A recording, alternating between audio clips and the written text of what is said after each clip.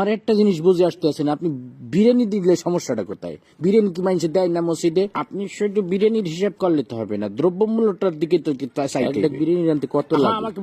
আমাকে বলতে দেন কাঁচামরিচের দাম, মশলাপাতির দাম, বাজারে যাই আপনি হিসাব করে দেখছেন বিরিয়ানি রানতে কত খরচ হয়। আপনি খালি বিরিয়ানি হাঁটতে আসে বিরিয়ানি রানতে বর্তমানে যে খরচ হবে ওইটা দিয়ে ঢলঢলা খিচুড়ি আপনি 50 জন মানুষ এক পুরো গ্রাম ধরে আপনি খাওয়াই দিতে পারবেন। বুঝলাম না, প্রতি বছর ইফতারির সময় আপনার এত হিসাব করবোই তো, সমস্যাটা কি আপনার?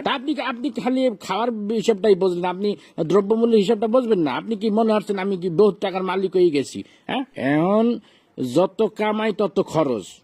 এই যে আপনার মসজিদে প্রতি মাসে ইমাম সাহেবের বেতন না দিলে ইমাম সাহেব চলবে কেন? থামেন, আমার কথা বলতে দেন। আবার এই যে রমজান মাস আইছে, তারাবি পড়াবে, হাদিয়া দিতে হইবে না? আমার খরচ কি কম? ফেতরা দিতে হইবে, জাকাত দিতে হইবে। শোনেন একটা কথা, রিজিকের মালিক আল্লাহ। আল্লাহ আপনার ধন সম্পত্তি দিছে, ধন সম্পত্তি দিয়ে আপনার পরীক্ষা লেতে আছে।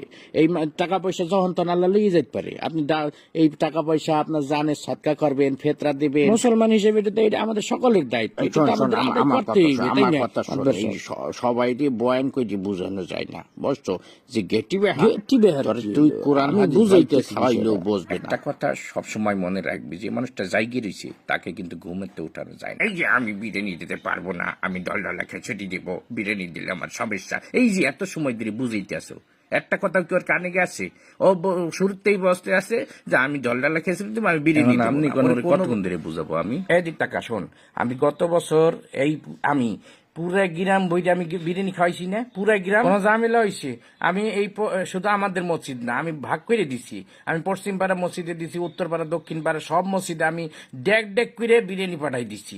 কোনো সমস্যা হয় নাই, শর্টও পরে নাই, সবাই তৃপ্তি সহকারে খাইছে। আমার মনে হয় আমার মতো সভাপতি এই মসজিদে ইতিপূর্বে আর আইসি কিনা আমার জানা নাই।